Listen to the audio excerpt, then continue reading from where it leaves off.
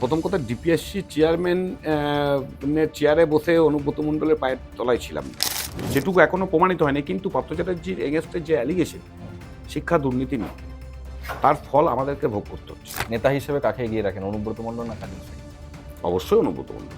এই যে শিক্ষক দুর্নীতির যে নিয়োগ দুর্নীতির কথা বলছে, খারাপ লাগে দাদা? অবশ্যই লাগে, একদম লাগে। এই জায়গাতে কোনো কম্প্রোমাইজ নেই। অনুব্রত মণ্ডলকে কিভাবে দেখেন? মানে দীর্ঘদিন রাজনৈতিক গুরুদেব যেটা বলে সেটা করে, এই জন্য ওর জন্য সবকিছু রাজনীতিতে সবকিছু করতে মন থেকে করতে চাই দেয়।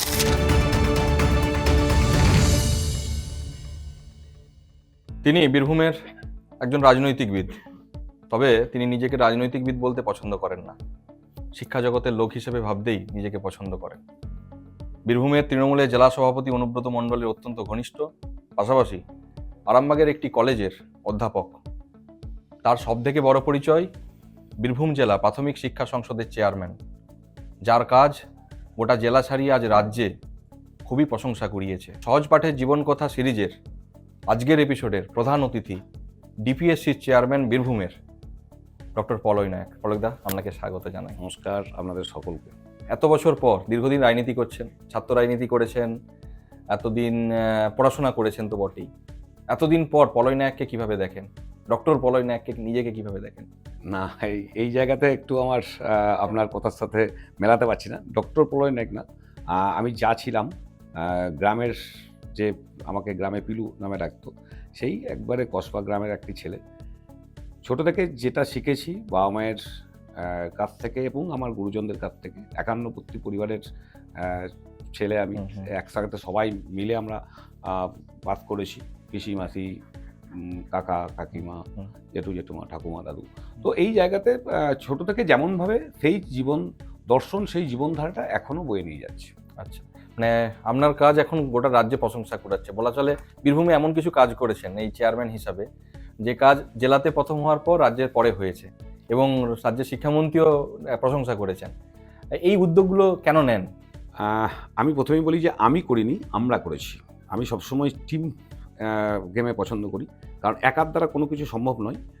হয়তো আমি একটা দায়িত্বে আছি বলে আমার নামটা হয়, কিন্তু আমার ব্যাকআপ যারা আছেন, আমার বিভিন্ন আধিকারিক আছেন, আমার শিক্ষককুল, গুরুকুল, আত্মজনেরা যারা আছেন, কারণ বীরভূম জেলাকে উৎকর্ষ শিক্ষাদানের মাধ্যমে উন্নততর বীরভূম গড়ার লক্ষ্যে আমরা যে প্রয়াস চালাচ্ছি, সেখানে আমার শিক্ষককুল অগ্রণী ভূমিকা নিচ্ছেন, এবং আমার আধিকারিকরা এবং আমার জেলা প্রশাসন থেকে শুরু করে অন্যান্য সমাজের আরও অনেক গুণীজন আছেন, তারা বিভিন্ন, আমি সমস্ত ব্যাপারটাকে একটু ছোট ছোট করে দেখি, ব্রড অ্যাসপেক্টে পড়ে দেখি।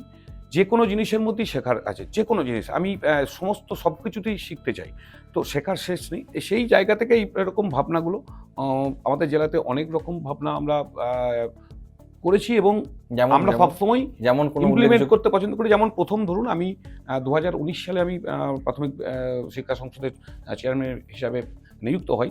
তো বীরভূমে এসে প্রথমবারই আমরা বীরভূমের যে জেলা স্পোর্টস, সেটা আমরা প্রথম করলাম। কি করলাম যে তার থিমটা করলাম, জেলা স্পোর্টস তো হয়, একটা প্যান্ডেল হয়, কিন্তু আমরা থিমটা করলাম ট্র্যাডিশনাল গেমস, দেশজ খেলা, বাংলার যে হারিয়ে যাওয়া ঐতিহ্যবাহী যে খেলাগুলো, যেগুলো আমার গ্রামাঞ্চলের বাচ্চারা, দুধের শিশুরা, ফার্স্ট জেনারেশন লার্নার যারা খেলছে। তারপরে রাজ্য সরকার থেকে, বোর্ড থেকে কিন্তু এই দেশজ খেলাগুলোকে নিয়ে সেমিনার হয়েছে, আমরা করেছি, এবং খেলার জন্য একটা প্রত্যেক দিন ক্লাস, একটা করে ক্লাস, একটা ফিজিক্যাল এডুকেশন ক্লাস, শারীরিক শিক্ষার ক্লাস প্রাথমিক স্কুলগুলোতে, সেটা রাজ্য সরকার শুরু করেছে। তারপরে তো আমাদের লকডাউন পিরিয়ডে আমরা প্রত্যেকটা আমাদের জেলা শিক্ষকগুলোকে নিয়ে ছেলেদের বাড়ি বাড়ি পৌঁছেছি, যেটা বীরভূম প্রথম আমরা দেখিয়েছিলাম। তারপরে তো আমাদের রাজ্য সরকারের তরফ থেকে হলো, আমরা অনলাইন নিয়ে আমরা ক্লাস, অনলাইন মোডে গোটা জেলাতে প্রাথমিক এবং মাধ্যমিক স্কুলগুলোর ছাত্রছাত্রীদের জন্য কেবল লাইনের মাধ্যমে প্রথম বীরভূম জেলাতে আমরা শুরু করেছিলাম। আমরা আরেকটা কাজ করেছি, বীরভূম জেলাতে আমরা উৎকর্ষ বিদ্যালয় অন্বেষণ নামে একটা প্রকল্প চালু করেছি।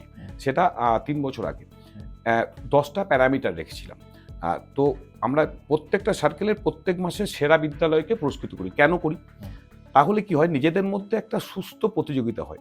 তাহলে আমার পাশের স্কুল যখন এই মাসে উৎকর্ষ বিদ্যালয় অন্বেষণের পুরস্কার, সেরা বিদ্যালয়ের পুরস্কার পাবে, আমার একজন মাস্টারমশাইয়ের কথা মনে পড়ছে যে আমার কল্যাণী বিশ্ববিদ্যালয়ের এক সময়ের উপাচার্য ছিলেন প্রফেসর অলোক ব্যানার্জি।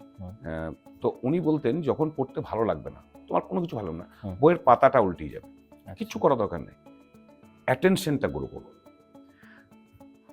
কোনো কিছু ভালো লাগছে না, কিচ্ছু তোমাকে পড়তেও হবে না। এইটা করতে করতে কি হয়, বাচ্চাদের যদি কোনো আগ্রহটা বাড়াতে হবে। আমাদের রিসার্চ টিম দেখছে, যে গবেষণা করে দেখেছে যে আপনাকে নিয়ে একবার বিতর্ক হয়েছে। আপনি যে এত কিছু কাজ বললেন, ডিপিএসসি চেয়ারম্যান হিসেবে এই কাজ উদ্যোগ নিয়েছেন, সে সময় সোশ্যাল মিডিয়ায় একটি পোস্ট বিশেষ করে বিরোধীরা দিয়েছিল যে অনুব্রত মণ্ডলের পায়ের নিচে আপনি বসে ডিপিএসসি চেয়ারম্যান হিসেবে বসেছেন এবং সম্মান জানাচ্ছেন। এই বিতর্কের পর কেমন লেগেছিল শুনতে বিষয়টা? না, প্রথম কথা, ডিপিএসসি চেয়ারম্যান চেয়ারে বসে অনুব্রত মণ্ডলের পায়ের তলায় ছিলাম না। প্রথম কথা হচ্ছে, ভারতবর্ষ একটা যুক্তরাষ্ট্র পরিকাঠামোতে একটা সংসদীয় গণতান্ত্রিক একটা দেশ। সেখানে প্রত্যেকটা মানুষের মত প্রকাশের অধিকার আছে। তো সেই জায়গায় দাঁড়িয়ে আমার সত্তা আছে। আমি যখন রাজনীতি, প্রত্যেকটা মানুষের ভোট দানের অধিকার আছে, রাজনীতি করার অধিকার আছে। আমি একটা রাজনৈতিক দল করি, সেটা জোর গলায় বলি, আমি সব জায়গাতেই বলি, রাজনীতি করার অধিকার আমারও আছে। সেখানে আমার দলের যিনি সর্বময় কর্তা, তার কাছে কিছু তার আদর্শে উদ্বুদ্ধ হয়ে জেলাকে এগিয়ে নিয়ে যাওয়ার চেষ্টা করি। আবার একই রকমভাবে যখন আমি প্রশাসনিক দায়িত্ব পালন করছি, সেখানে কিন্তু দলমত নির্বিশেষে বীরভূম জেলার শিক্ষা মানটাকে একটা অন্য জায়গায় নিয়ে যাওয়ার জন্য সবাইকে কাছে টানি। এইটার বিতর্ক, বিরোধীদের কোনো জায়গা নেই বলে বিতর্ক করেছিল। বিভিন্ন পোর্শনে, বিভিন্ন জায়গায়, বিভিন্ন ফিল্ডে এক একটা গুরু থাকে। আমার জীবনের প্রথম গুরু আমার বাবা মা। তো তারপরে আস্তে আস্তে আমি আমার শিক্ষক শিক্ষিকাদের পেয়েছি। আমার খেলার জগতের কিছু জন আছে, ব্যক্তিত্ব আছে, তাদেরকে আমি সেই জায়গায় পেয়েছি। তো এইটা আবার রাজনৈতিক কিছু ব্যক্তিত্ব আছে, তাদের আদর্শ, তাদের পথ চলা, তাদের কর্মকাণ্ড আমাকে উদ্বুদ্ধ করে। আচ্ছা, যে পদে বসেছেন, এই পদে এর আগে যিনি ছিলেন তিনিও একজন রাজনৈতিক দলের ব্যক্তি ছিলেন।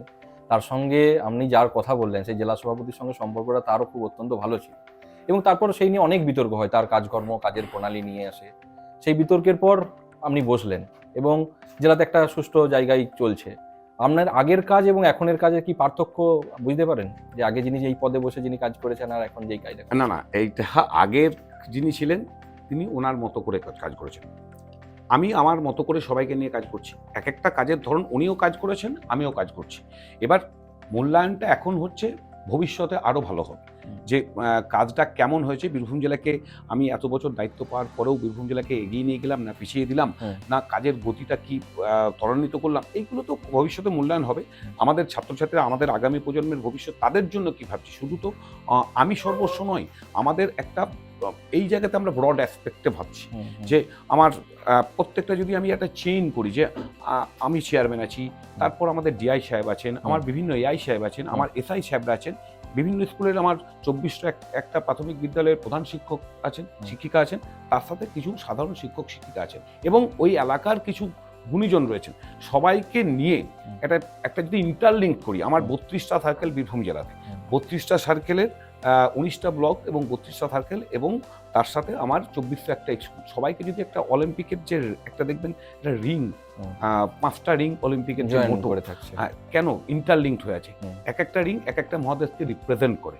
একই রকমভাবে আমার 32টা সার্কেল এবং 3টে সাব ডিভিশন এবং একটা জেলা, সবাই ইন্টারলিঙ্কড অবস্থায় আছি। সেখানে আমি কাজ কম করছি না বেশি করছি, আমার শিক্ষক শিক্ষিকা কাজ কম করছে না বেশি করছে, কেউ কম করলে তারটা আরেকজন মেকআপ দিচ্ছে। তো এই জায়গায় একটা পরস্পরের মধ্যে একটা ইন্টারলিঙ্কড হিসাবে আমরা কাজটা করছি এবং বীরভূম জেলাকে এগিয়ে নিয়ে যাওয়ার চেষ্টা করছি। আচ্ছা দাদা, একটা কথা, যে আপনি নিজে ইংলিশে পড়াশোনা করেছেন, ডক্টরেট করেছেন অন্য সাবজেক্টে, এতদিন ধরে, এবং কলেজে পড়াচ্ছেন, অধ্যাপনা করছেন, এই যে শিক্ষক দুর্নীতির, যে নিয়োগ দুর্নীতির কথা বলছে, খারাপ লাগে দাদা? অবশ্যই লাগে, একদম লাগে। এই জায়গাতে কোনো কম্প্রোমাইজ নেই। খুব কষ্ট হয় যে এই দলের ব্যক্তিরা যুক্ত আছে বলে অভিযোগ, যে দলেরই হোক, যিনি আবার এটার সঙ্গে প্রথম কথা আমি বলি, দল একটা বৃহত্তর স্বার্থে, সেই জায়গাতে দলের বহুজন লোক, দলের কর্মী আছেন, বহুজন নেতা আছেন, মন্ত্রী আছেন, বহু সাধারণ মানুষ আছেন। এর মধ্যে যদি কোনো এক দুজন দুর্নীতি করে, দল তার দায় নেবে না।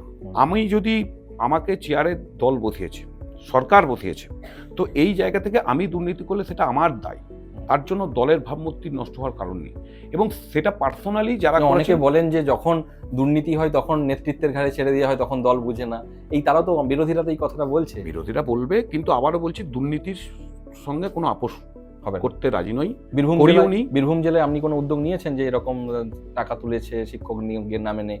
দেখুন, আমি বসার পরে, চেয়ারে বসার পরে কিন্তু সেরকম কোনো কিছু হয়নি, আপনারা জানেন ভালো করে। এবং বিভিন্ন যে সংস্থাগুলো ইডি বলুন, সিবিআই বলুন, বীরভূম জেলা প্রাথমিক শিক্ষক সংসদের এগেনস্টে কোনো কিছু প্রমাণ করতে পারেনি এবং কিছু নেইও। তো এই জায়গায় দাঁড়িয়ে আবারও বলছি, দুর্নীতির সঙ্গে কোনোদিন ব্যক্তি প্রণয়নে আপোষ করেনি, রাজনীতিগতভাবেও আমি কোনোদিন আপোষ করব না। আচ্ছা, কলেজে শুনেছিলাম যে খুব মারামারি করতেন, ফাটাফাটি করতেন, বোলপুর কলেজে পড়াকালীন। মারধর করেছেন? ছাত্র রাজনীতি থেকে উঠে এসেছি। প্রথম বর্ষেই কলেজের শেয়ার হয়েছি, দায়িত্ব নিয়েছি এজিএসের, বর্ধমানের ইউনিভার্সিটির কোর্ট ইলেকশনে জিতেছি। রাজনীতি করতে গিয়ে সেই ছাত্র সংসদ নির্বাচন লড়তে গিয়ে যেটুকু করার সেটুকু করেছি। রাজনীতির জন্য এখনো যদি দরকার পড়ে সেটাই করব। আচ্ছা, আপনারা যে কলেজ রাজনীতিটা এখন তুলে দিলেন, ভোটটাই করতে দিলেন না, এটা খারাপ লাগে? না, হবে, হচ্ছে। সেই জন্য আমাদের মাননীয় মুখ্যমন্ত্রী মমতা বন্দ্যোপাধ্যায় এবং আমাদের ছাত্রভোট হবে? আমাদের শিক্ষামন্ত্রী বার্তবসু মহোদয় উদ্যোগ নিচ্ছেন। আমাদের সামনে একটা এজিএমও আছে আমাদের কলেজের অধ্যাপকদের নিয়ে আমাদের সংগঠনে। তারপরে নিশ্চয়ই আমাদের এটা ভাবছে, দল ভাবছে, সরকার ভাবছে। আচ্ছা, আমাদের টিম দেখছে যে তারা গবেষণা করে দেখেছে যে আপনি সোশ্যাল মিডিয়াতে খুব অ্যাক্টিভ, বিশেষ করে ফেসবুক বলতে গেলে। সেখানে বিভিন্ন সময় বিভিন্ন ইঙ্গিতপূর্ণ আপনি কথা বলেন। কেউ কেউ বলছেন যে আপনি যে গোষ্ঠীর নেতা আছে যে গোষ্ঠীর, তার বিপক্ষ গোষ্ঠীকে আপনি এগুলো মন্তব্যগুলো করেন। তাই কি যে বিপক্ষ গোষ্ঠীকে মন্তব্য করেই বলেন? যেমন দেখলাম যে কোন একটা মন্তব্য করেছেন, যে এই মন্তব্যটা তির্যকভাবে বাঁধছে দলেরই কোনো এক নেতাকে।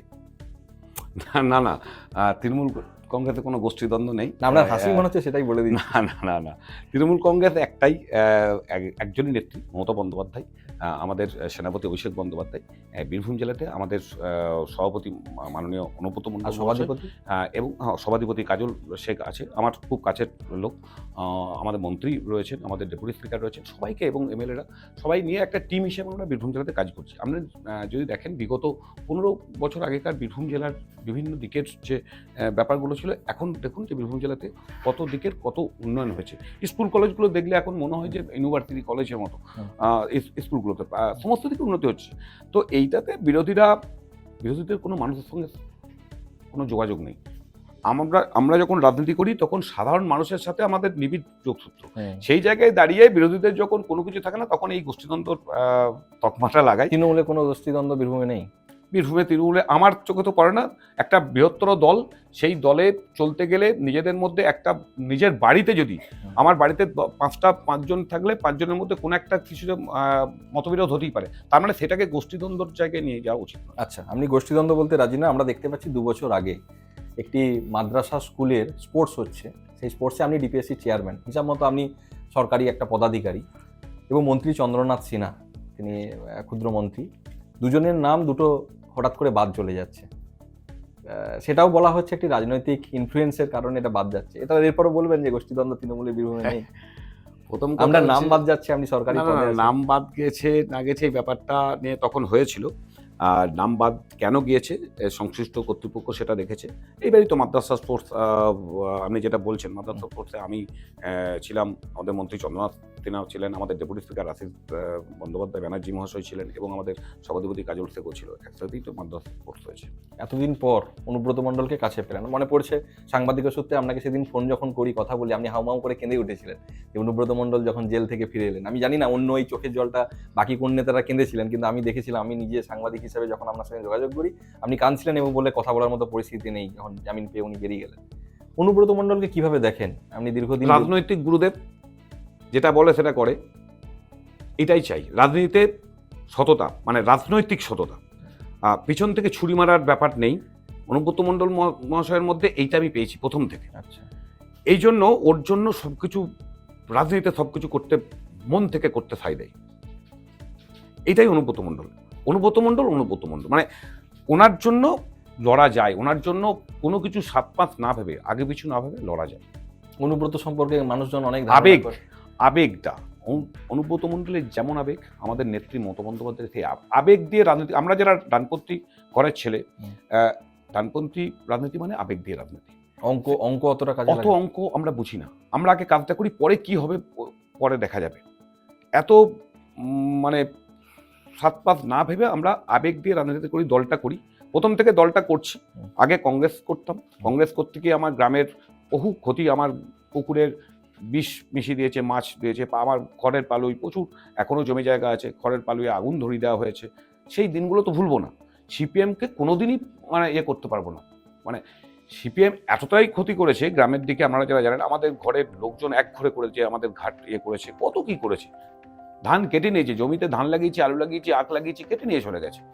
এরপরে এই দলগুলো, এরা যারা অন্য দলে যাচ্ছে, সিপিএম এর লোকেরা তাই যে অন্য দলে যাচ্ছে, তো এদেরকে আমি বিশ্বাস করব? এরা হিন্দুত্বের কথা বলে, হিন্দুত্ব এদের কাছে শিখতে হবে। না, সেটা দেখেছি আমি। আচ্ছা, আপনি তো দীর্ঘদিন মানে ছাত্র রাজনীতি করার পর এখনো রাজনীতিটা করছেন জেলা স্তরে। এখন নতুন জেনারেশনে কারোর মধ্যে দেখতে পাচ্ছেন কোনো কম বয়সী ছেলে যাদের মধ্যে রাজনীতি প্রমিনেন্ট ব্যাপারটা রয়েছে, চোখে এরকম নজরে কিছু আসছে?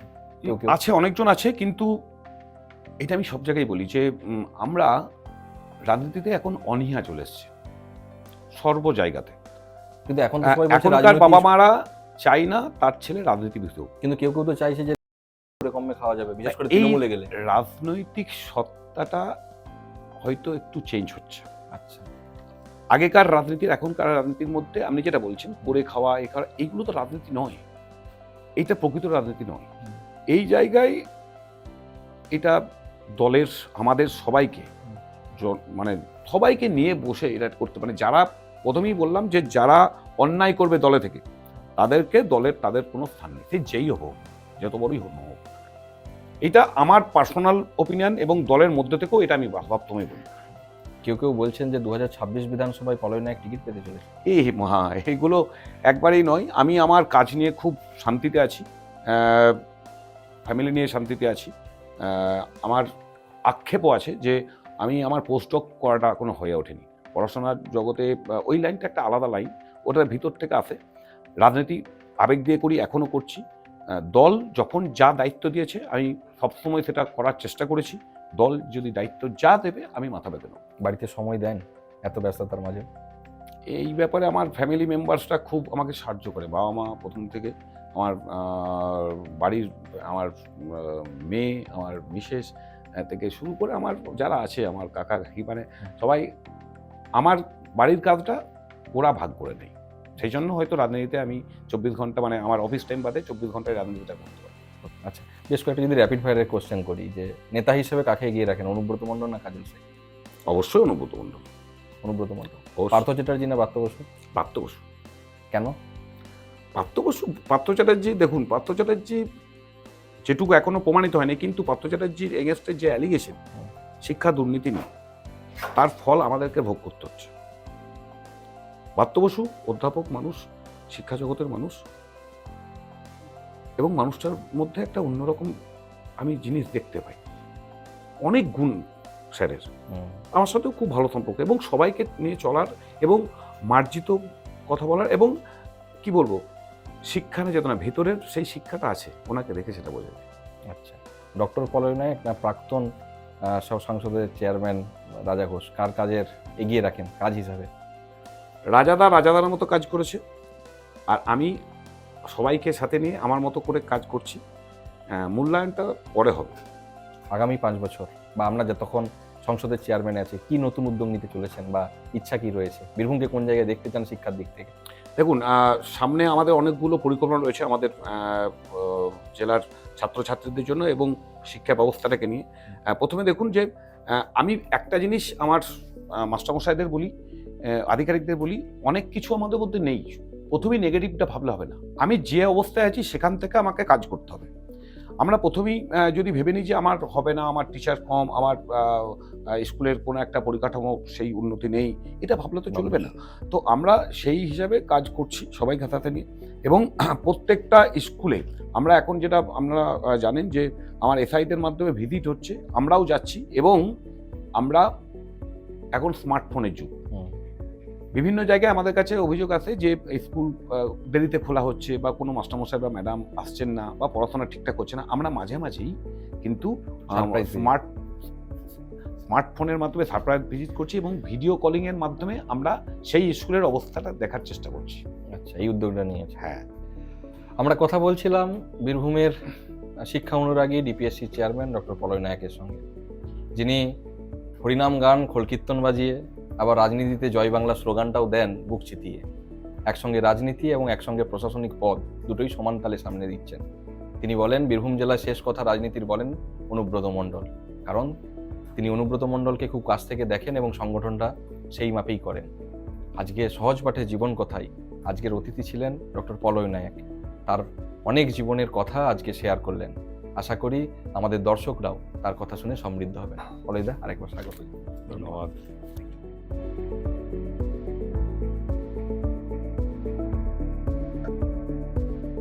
দ্য সহজ পাঠ, সহজ কথা, সঠিক তথ্য।